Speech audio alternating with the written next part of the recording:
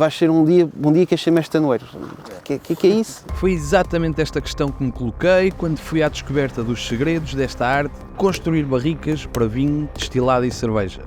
As grandes caves vinham aqui buscar famílias. Isto é um negócio milenário. Isto é o milheiro da tanoaria. Tanoeiros que trabalham aqui desde os 14 anos e estão quase na idade da reforma. É um assunto um bocado controverso e um bocado complicado. Há dias em que vais para casa com o braço todo dorido de estar sempre a martelar a arte. Nós fomos os primeiros em Portugal a virar-nos para cervejeiros. Com o cheirinho de barrica tiveram logo ideias para isto que dava bem, era colaborar bem com isto. Claro que é algo que nós não queremos transmitir. Esta cerveja custa $240 e é feita com barricas portuguesas. Vamos descobrir a história da J. Dias e saber mais sobre a arte da tanoaria.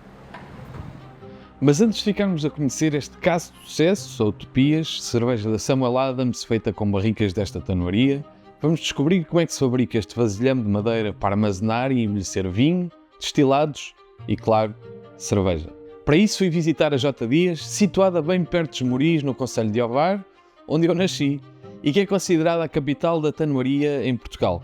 Na indústria cervejeira, muitos conhecerão o Miquel Santos, que é o gestor de vendas para os mercados de exportação e quem me ensinou tudo o que te vou mostrar sobre esta arte ancestral, incluindo os desafios que atravessa e a forma como a barrica se tornou num quinto ingrediente tão importante para a indústria da cerveja artesanal. Há 3 fatores importantes para fazeres o buquê aromático da barrica, para fazeres a própria barrica. Um é a origem da madeira, ou seja, se é carvalho francês, se é carvalho americano, se é carvalho português, carvalho que floresta francesa, isto tudo vai dar propriedades características à madeira. A madeira ficar úmida, seca, úmida, seca, úmida, seca, durante 1 ano, 2 anos, 3 anos, e vai fazer com que a madeira fique pronta. Temos muitos clientes, normalmente de destilados e de vinhos brancos, que gostam muito das nossas barricas para brancos ou para destilados, porque dizem que têm esse toque de salinidade. Pronto, e depois tenho madeiras com diferentes tempos de secagem. Está a ver? Esta aqui chegou há pouco tempo, ainda está amarelo. Ou seja, quando fica escura... Quando fica escuro já é um processo, é sinónimo de que o processo físico-químico está a decorrer. Ou seja, as barricas ficam prontas quando estão sujas, pretas, negras. Isto é a cor... das barricas. Enquanto que isto é a cor da secagem. Porque a madeira não é cortada, é rachada. Ok. E isto é feito por um que em França chamam de mérandiers. São tipos especialistas em cortar carvalhos para tanoaria. Por isso, o que nós gostamos aqui de brincar é que isto é o milheiro da tanoaria. A madeira só está pronta daqui a 2 a 3 anos. Ou seja, a madeira que nós compramos este ano, estamos a prever vender daqui a 2 a 3 anos. O terroir de secagem, as condições atmosféricas, se tu tens floresta ao lado, se tens mar, se tens durante o ano picos de temperatura em que tu tens neve no inverno, temperaturas acima de 40 graus no verão, isso tudo vai fazer com que haja mudanças físico-químicas da madeira que dá-te características únicas a essa madeira. E se até agora o processo estava a cargo da natureza, a partir de agora a experiência e conhecimento entram em ação para transformar aduelas de madeira em barricas. As aduelas estão lá fora, são escolhidas então todos os dias, é escolhido um lote pronto para se poder usar. A seleção da madeira é completamente empírica. As pessoas já estão quase com 50 anos de casa. E por isso eles sabem, chegam ao pé de uma aduela, veem o peso dela, como é que ela saltita no chão, o cheiro, e dizem-te assim, epá, isto mais 2 ou 3 meses de chuva e está impecável. Ou seja, nós não temos nenhum scanner, podíamos ter um scanner, aqui é as mãos do tanoeiro, artesanal. Por isso, é toda a ciência ligada ao artesanal aqui. Depois vai sofrer então um processo de cortes, diferentes ângulos, para fazer com que ao moldar elas encaixam. Ou seja, quando tu tens uma barrica, as aduelas não estão encaixadas com parafusos ou com pregos. Ou seja, é uma questão só de ângulos de uma determinada maneira que ao encaixar elas ficam completamente juntinhas e o líquido não consiga sair. Pronto. E essa parte é a parte da vergagem. Isso é feito com calor e com umidade. A vergagem é tudo feito com restos de madeira, ou seja, é carvalho, a tostar carvalho. Estamos a fazer na modo tradicional, como se fazia há centenas de anos.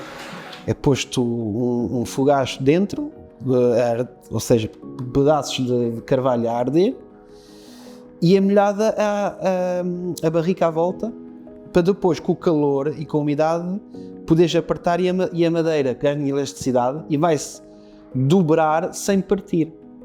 Quando elas estão dobradas, aí sim, passa por um processo de tosta.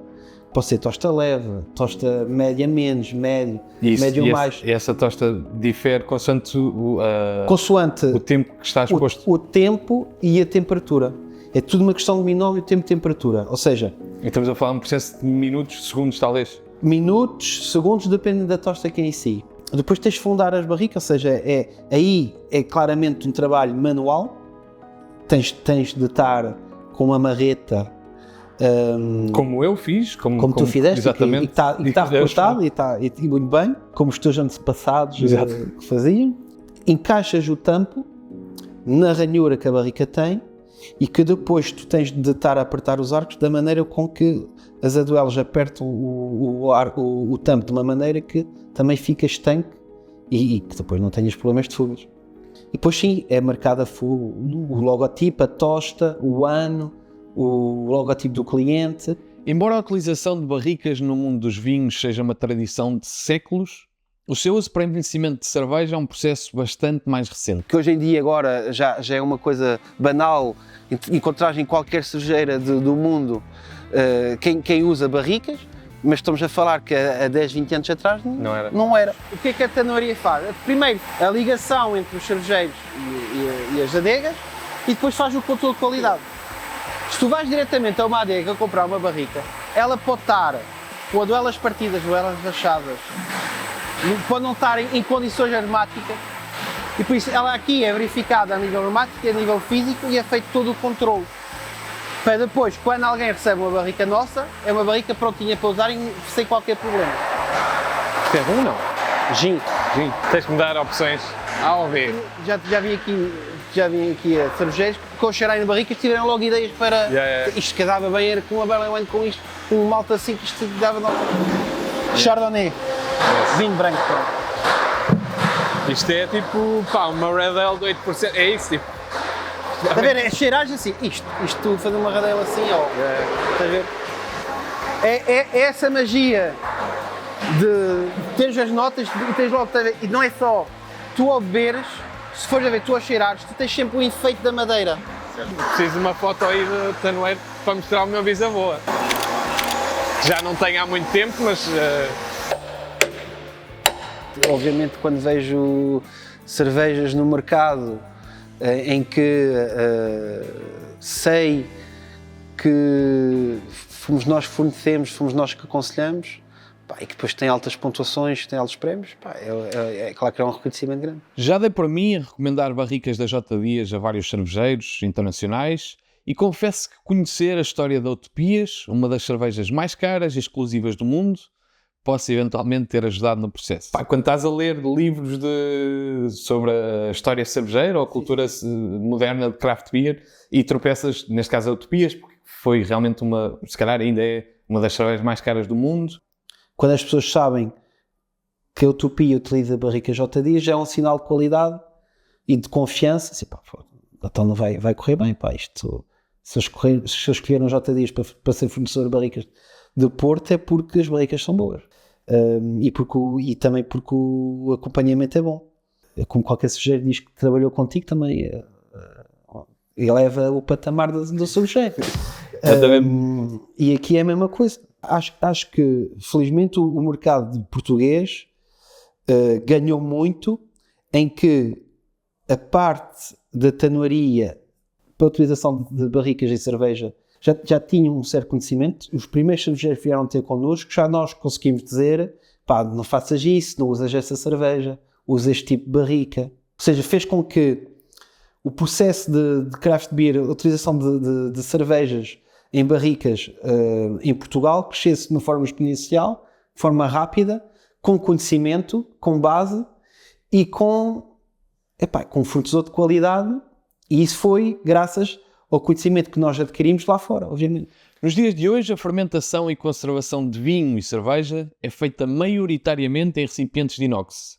Mas a verdade é que nem sempre foi assim. Estamos a falar há 100, 200 anos atrás, quem usava vasilhame de madeira era escaso vinho do Porto, para armazenar, não como ferramenta enológica de criar vinhos com tanino, não. Precisavam de, não havia inox, eles tinham de pôr o vinho em algum lado e era em fazer vasilhames de madeira. Tu antes não tinhas aqui indústria, só tinhas aqui as pescas, ou seja, tinhas mão de obra disponível, perto de Gaia, e tu tinhas, as grandes caves vinham aqui buscar famílias inteiras.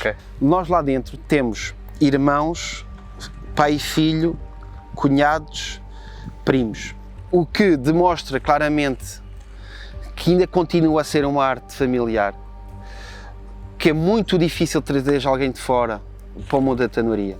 A falta de mão de obra faz com que a tanoaria se adapte. Por exemplo, a tanoaria hoje em dia está diferente do que estava há 20 ou 30 anos, que era muito mais manual, e também essa questão de falta de mão de obra fez com que haja mais maquinização no processo da fabricação da barrica. A questão é certos tipos de serviços que a tanoaria faz é que se podem perder porque não é substituída pela tecnologia ou por maquinaria. O forte da JDs são esses serviços que maquinarias não faz e que a nossa equipa de tanoeiros consegue fazer. Obviamente que olhamos para o futuro de uma forma em que temos de adquirir mais pessoal, porque é um conhecimento que tem de ser transmitido por pessoas que já estão cá e que temos de aproveitar ainda que eles estejam cá para transmitir esse conhecimento. Mas hoje em dia é difícil convenceres malta nova a trabalhar numa arte artesanal. Falam que os mais novos estavam sempre a levar em cascas dos mais velhos, ninguém podia pegar na ferramenta dos mais velhos. Ou seja, havia um respeito pelo mestre tanoeiro que ainda hoje existe e que, por isso, quando um tio, ou um pai, ou um avô é tanoeiro, indiretamente o filho, ou o sobrinho, ou o neto sente essa paixão da tanoaria e sente esse reconhecimento. O reconhecimento familiar e o reconhecimento local da própria aldeia. Na cerveja tens muito essa ideia do romantismo de trabalhar na cerveja. Não há muito romantismo na tanoaria. Não há muito. Quer dizer, há essa... claro, montares, ou seja, quando nós fazemos grandes volumes, quando fazemos tonéis e balseiros de 5 mil, 6 mil litros, claro que depois no fim tu vês uma obra a ser concluída, uma obra de arte, claramente. Pai, se pudesse sonhar o legado que fica da tua influência também no mercado, o que é que poderias sonhar? Que a JDs continuasse a fazer parte do movimento craft beer e que continuasse a ser um parceiro de muitos cervejeiros e sinónimo de qualidade e de amizade. Este é o mundo da tanoaria em Portugal. Espero que tenhas aprendido alguma coisa. Eu aprendi bastante. E se viste até aqui, não te esqueças de deixar aquele like maroto, subscrever o canal. Vemo-nos na próxima cerveja. Até lá. Cheers! Olha, foi o primeiro take, mano. Fogo. Boss. Tá legal, Da não? boss. Agora, Está legal? Já podemos almoçar?